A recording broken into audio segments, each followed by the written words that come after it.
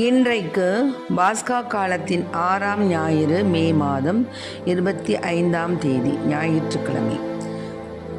இன்று தேவன் நமக்கு தரும் ஜீவ நீரூற்றான இறை வார்த்தைகள். திருத்தூதர் பணிகள் நூலிலிருந்து வாசகம். இயல் 15 இறை வார்த்தைகள் 1-2 மற்றுமாக 22 29 முடிய. அந்நாட்களில் யூதேயாவிலிருந்து வந்த சிலர், நீங்கள் மோசேயின் முறைமைப்படி விருத்த சேதனம் செய்து கொள்ளாவிட்டால் மீட்படைய முடியாது என்று சகோதரர் சகோதரிகளுக்கு கற்பித்து வந்தனர். அவர்களுக்கு பவுல், பர்னபா ஆகியோருக்கும் இடையே பெரும் கருத்து வேறுபாடும் விவாதமும் உண்டாயின. எனவே பவுலும் பர்னபாவும் அவர்களுள் சிலரும் எருசலேமுக்கு சென்று திருத்தூதர்களிடமும் மூப்பர்களிடமும் இந்த சிக்கலை குறித்து கலந்து பேசுமாறு நியமிக்கப்பட்டனர். பின்பு திருத்தூதர்களும் மூப்பர்களும் திருச்சபையார் அனைவரும் தம்முள் சிலரை தேர்ந்தெடுத்து அவர்களை பவுலோடும் பர்னபாவோடும் அந்தியோக்கியாவுக்கு அனுப்புவது என்று தீர்மானித்தனர். அவ்வாறே அவர்கள் சகோதரர்களிடையே முதன்மையிடம் பெற்றிருந்த பர்சபா என அழைக்கப்பட்ட யூதாவையும் சீலாவையும் தேர்ந்தெடுத்தார்கள். பின்பு அவர்கள் ஒரு கடிதத்தை எழுதி அவர்கள் கையில் கொடுத்து அனுப்பினார்கள். அக்கடிதத்தில், திருத்தூதரும் மூப்பரும் சகோதரருமாகிய நாங்கள் அந்தியோக்கியா, சிரியா, சிலிசியா ஆகிய இடங்களில் உள்ள பிற இனத்து சகோதரர் சகோதரிகளுக்கு வாழ்த்து கூறுகின்றோம். எங்களுள் சிலர் அங்கு வந்து தங்களுடைய பேச்சால் உங்களது மனதை குழப்பி உங்களை கலக்கமுறை செய்தனர் என்று கேள்விப்பட்டோம். இவர்களுக்கு நாங்கள் எந்த கட்டளையும் கொடுக்கவில்லை. எனவே நாங்கள் ஒரு மனதுடன் கூடி வந்து சிலரை தேர்ந்தெடுத்து எம் அன்புக்குரிய பர்னபா, பவுல் ஆகியோரோடு உங்களிடம் அனுப்புவதென்று தீர்மானித்தோம். இவர்கள் இருவரும் நம் ஆண்டவர் இயேசு கிறிஸ்துவுக்காக தங்கள் உயிரையும் கொடுக்க துணிந்தவர்கள். எனவே நாங்கள் யூதாவையும் சீலாவையும் உங்களிடம் அனுப்புகிறோம். அவர்கள் நாங்கள் எழுதுகிற இவற்றை தங்கள் வாய்மொழி மூலம் உங்களுக்கு அறிவிப்பார்கள். ஆண்டவரின் அருள்வாக்கு. இறைவா, உமக்கு நன்றி. இதழால் நன்றி சொன்னார் இறைவனுக்காகிடுமோ, இதயத்தில் நன்றி சொன்னார் இயேசுவுக்காகிடுமோ. இதழால் நன்றி சொன்னார் இறைவனுக்காகிடுமோ, இதயத்தில் நன்றி சொன்னார் இயேசுவுக்காகிடுமோ. வாழ்வில் காட்டுதலே வானீரை கேட்கும் நன்றி, மனத்தாழ்ச்சியும் தரித்திரமும் தயவும் காட்டும் நன்றி. இதழால் நன்றி சொன்னார் இறைவனுக்காகிடுமோ, இதயத்தில் நன்றி சொன்னார் இயேசுவுக்காகிடுமோ.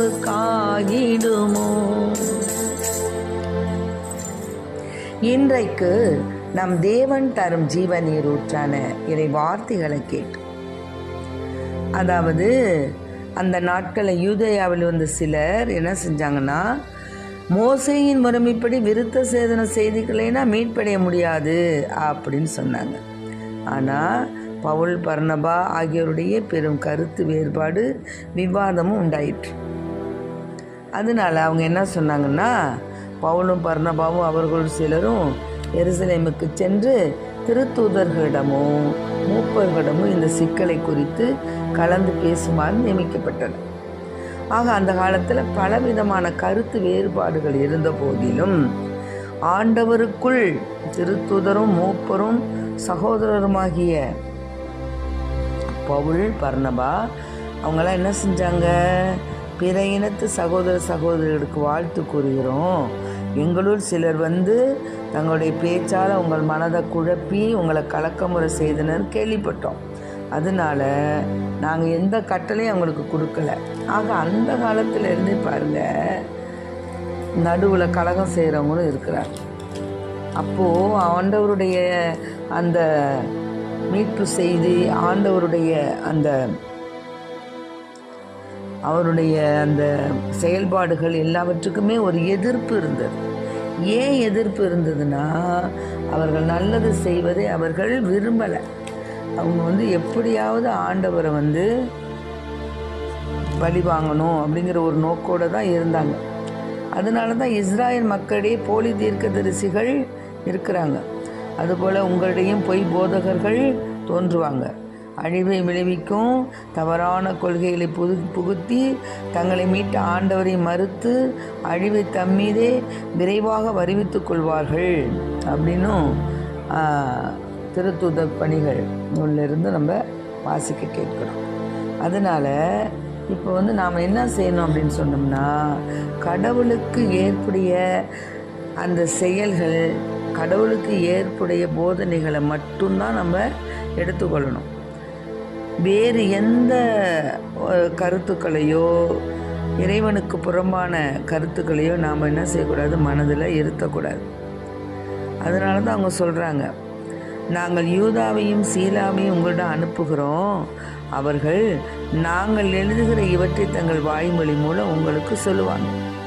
அதனால் இதை தவிர வேறு எந்த சுமையும் உங்கள் மேல் சுமத்தக்கூடாது என்று தூய ஆவியாரும் நாங்களும் தீர்மானித்தோம். அதனால தான் நீங்கள் என்ன செய்யணும், இறைவனுக்கு ஏற்புடைய வார்த்தைகள், இறைவனுக்கு ஏற்புடைய செயல்பாடுகளை செய்வதற்கு உங்களை நீங்கள் தயார்படுத்திக்கணும் அப்படின்னு சொல்கிறாங்க. அதனால தான் இப்போது பார்த்தீங்கன்னா, ஆண்டவர் இந்த எல்லாம் வல்ல கடவுளாகிய ஆண்டவரும் இயேசு கிறிஸ்துவமாகிய தேவன் நமக்கு சொல்லக்கூடிய வார்த்தை என்னன்னு கேட்டிங்கன்னா, என் மீது அன்பு கொண்டுள்ளவர் நான் சொல்வதை கடைபிடிப்பார், என் தந்தையும் அவர் மீது அன்பு கொள்வார், நாங்கள் அவரிடம் அவருடன் குடிகொள்வோம் என்கிறார் ஆண்டவர். ஆக ஆண்டவர் சொல்வதை கடைபிடிப்பவங்க, ஆண்டவர் மீது அன்பு கொண்டுள்ளவங்க மட்டும்தான் அதை செய்ய முடியும். அதனால் எந்த கலகம் வந்தாலும் சரி, யார் என்ன சொன்னாலும் சரி, எந்த குழப்பத்திற்கு நடுவில் நம்ம இருந்தாலும் சரி, ஆண்டவருக்குள் நாம் அகமகிழ்வோம், அவர் சொல்வதை கடைபிடிப்போம்.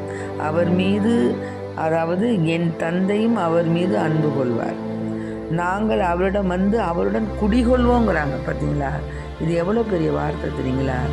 ஆக நாம் ஆண்டவர் நம்முடன் குடிகொள்ள நம்மை தயார்படுத்தி கொண்டு அவருடைய கட்டளைகளை கடைபிடித்து, எந்த ஒரு கலக்கம் வந்தாலும் சரி, கலகம் வந்தாலும் சரி, எந்த போலி தீர்க்கதரிசிகள் வந்தாலும் சரி, யார் என்ன சொன்னாலும் சரி, ஆண்டவரில் அகமகிழ்ந்து அவருடைய கட்டளைகளை மட்டுமே நாம் கேட்டு அவருக்கு கீழ்ப்படிந்து அன்பு கொண்டு பிறரையும் அன்பு செலுத்தி நம்முடைய வாழ்க்கையில் ஆண்டவருடைய பாதைகளை நம்ம கரெக்டாக பிடிச்சி போனோம்னா நமக்கு எல்லா நிலையிலையும் என்ன உண்டு, உயர்வு உண்டு, உயிர்ப்பு உண்டு.